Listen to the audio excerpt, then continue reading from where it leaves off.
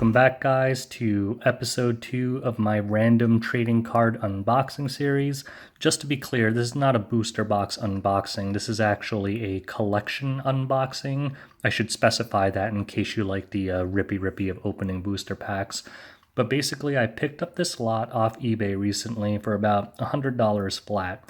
And it's mainly because I thought the value was there. The cards were cool. I probably won't end up keeping these cards, but I just wanted to show them to you because I've never heard of it before, and I thought that for some of you guys it might be something interesting to watch in between me waiting for Opus 8. So the cards were not actually shipped to me like this. The guy actually shipped it to me in this nice little container. It was excellent packaging. This thing was like surrounded in bubble wrap and stuff. All these cards were double sleeved. I took them out of the sleeves because it just films much better. I know that I've had problem with lighting in the past, and I hate the reflections that sleeves have in actual recordings. So even the sleeves themselves were actually pretty cool looking. Like, I don't know that much about this game. I believe this character's name is Kirika, but the sleeves are nice quality, and after this video I'll put all of them back into their double sleeves. He also has KMC hyper mats. I'm pretty sure that's what they are. So excellent packaging, and basically I spent a few minutes taking everything out of the sleeves for the purposes of showing you high quality images on this video. So kind of to get into why I purchased this set, like I said, was $100 flat. And the thing that kind of stuck out to me, so if you guys didn't know, I buy and sell a lot of things on eBay, and basically that's how I fund kind of my collections. I fund it primarily through flipping things. Like if I buy something for $100, sell it for $200, to me that's like a free booster box of Final Fantasy TCG. So I kind of just keep like a running PayPal balance of profit, and that's kind of how I fund my own collection. And you know what, maybe I'll do a series about that in the future, because that might be something interesting to you guys, because the vast majority of my collection is self-funded through kind of flipping cards. But anyways, the thing that stuck out to me was, number one, this lot was about 50 cards, and everything was foil. And I believe in Weiss Schwarz packs, this is, by the way, Weiss Schwarz Shining Resonance. I probably should have said that right off the bat. But in Weiss Schwarz, I believe that there's anywhere from like 1 to 2 foils per pack. So I thought that this was a good amount of foils for the price. And basically that's what I do. When I find anything on eBay, I don't care what it could be, a pair of socks. If I think it's a good deal, I'll pick it up and try to flip it, because I don't really care how long it takes for me to sell it. This is an older set. I think it was released in 2014, 2015. It's been out of print for a long time. I actually tried to find a booster box for you guys to do an actual unboxing, but I couldn't find it anywhere, not even at inflated prices. So I'm pretty sure that they don't exist anymore, or whoever has them has no intention of selling them. But basically, it was a giant foil lot.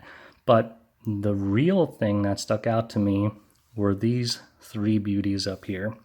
So for those of you who aren't familiar with Weiss Schwarz, pretty much all of their sets have this kind of lottery card system. So when you buy a case of Weiss Schwarz, I believe you get anywhere from 1 to 2 SP cards.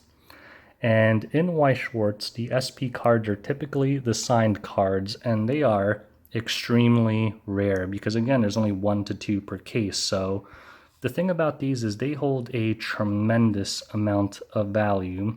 Before I bought this lot, I actually looked it up online to kind of see what these would be worth. And I could not find anywhere where the Kirika SP was under $100. The Yuma SP, cheaper, maybe around 40 to 50. And I think this one was called Sonia. She was also 40 to 50. So to me, basically, I picked up this lot for $100 flat, and to me, the value of this card alone was $100. Now, this is going to definitely be one of these kind of low supply, low demand kind of things. I might be holding on to these cards for months before I sell them, but the thing about cards like these is eventually someone always seems to pick them up. So as long as you have patience and the ability to wait, like if you're looking for something to flip immediately, these are usually not the kinds of things you want to be investing in. But the thing is, the profit margins on these things are typically pretty high as long as you're willing to wait and you have the capital, time, and resources to wait out to find a customer looking for these cards.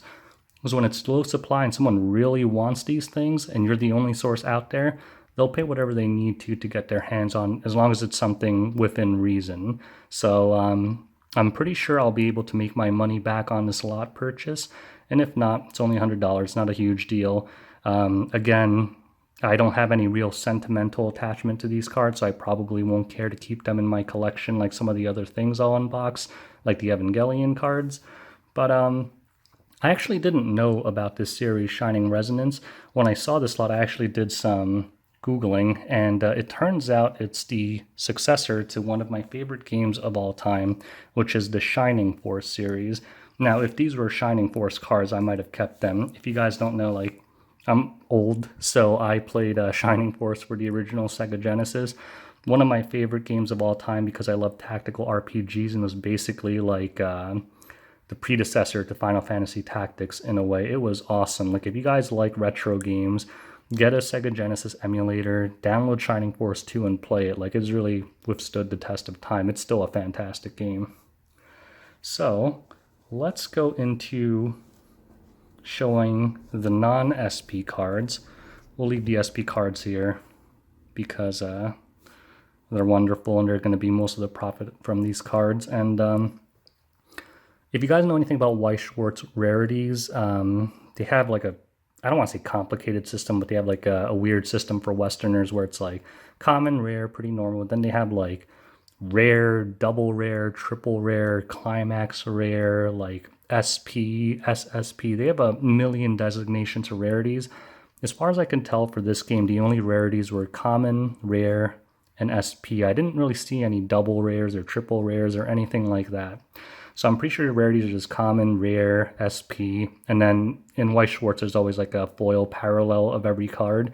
So these are all the foil versions, which means I think I can probably get anywhere from like, I don't know, $3 to $5 for each of these, depending on the base rarity of the card. So if I actually was able to get like $5 per card for these non-SP rares, which I don't think I will, I'll probably end up having to sell it in a lot at a discount, the profit margin on this lot will actually be pretty big for me. Unless I have to sell them individually, in which case shipping and fees will eat up all the profit.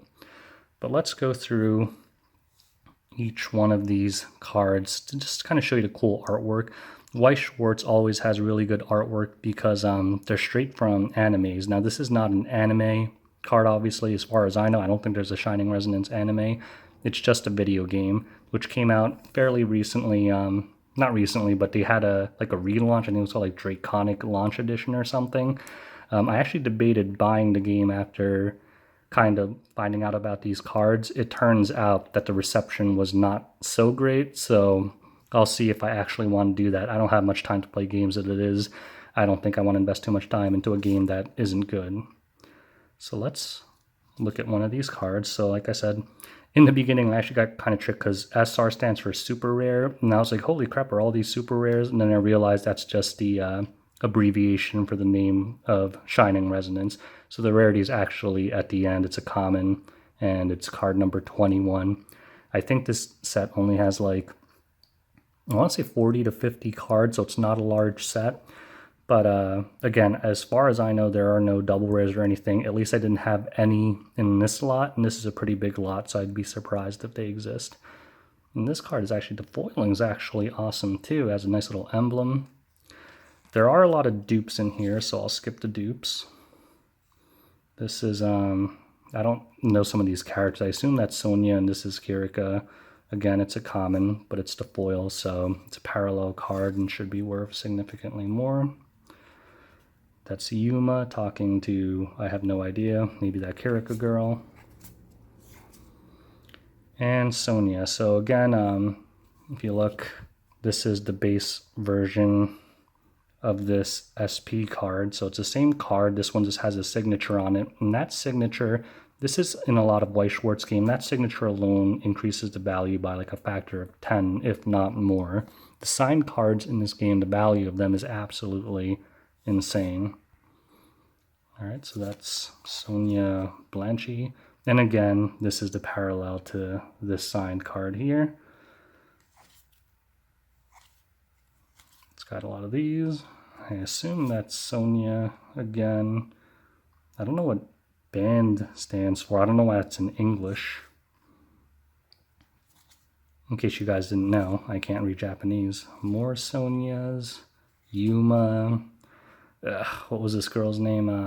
I want to say Excella. The artwork in these are actually really good. Like, I wish Final Fantasy TCG had some cool original artwork like this. I'm assuming this is the Sonya girl again. So that's the first half of the foils. This one almost looks like this SP card, but it's actually slightly different, so it is a different card. This is Yuma, like a playset of those. Kirika again. It says band again. Maybe it's like they were literally in a band in the video game and they were wearing these outfits in the scene. Well, Jesus, that's okay. I have no idea who that is, but that is kind of risque. You know, I actually hated things like this when I watched anime when I was a kid because, you know, I was a kid. I obviously lived at home. And when I watched anime, it wasn't to see things like this, but every anime, even the good ones, always have these kind of, what do they call it? The ecchi scenes, the pervert scenes or whatever. And my mom would always walk in right when these like never during the battles or anything like that, like the cool things. It was always when like some prepubescent girl was like bending over or something, and like my mom probably thought I was just like a horny little kid, and I was just like, it's not my fault. The Japanese put these damn kind of scenes in every anime, no matter what. So I don't know if any of you guys can relate to that, but I used to hate it. Like, I'd like lock my room just to watch anime. Almost felt like I was watching porn sometimes. Kirika again. I think, there we go. That is the parallel to the signed version. Again, that signature really increases the value. And the last one is Excella again. So again, this is about 40 to 50 cards, full foil, but the main money is in these signed cards. And I will definitely be listing all of these on eBay at some point. Again, as cool as they are, I typically only keep cards if they have some kind of sentimental or collector's value to me. These don't particularly. I mean, I've never even played the video game. Maybe I'll pick it up if I can find the time.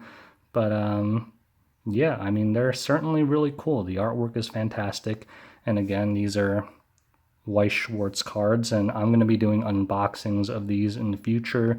Probably I'll keep an eye on what new sets are coming out and just buy an entirely new box and do an opening for you guys. Typically I try to do unboxings of cards that I have some familiarity with. Like the last one I did was Evangelion, and I know a lot about that series because I was actually a fan. And I think it's better if I do unboxings of things I'm familiar with so I can talk more about them. I haven't played this game. I've played its predecessor, the Shining Force series. So again, I don't really feel much incentive to sell these cards. I picked them up primarily because the price point was amazing. Basically, I was paying $30 per signed card, not including all of these 40 or so extra foils. So anyways, let me know if you thought these cards were cool, if you like the artwork or anything, and hopefully I'll have more unboxings like this for you in the future. Thanks for watching, and have a great day, guys.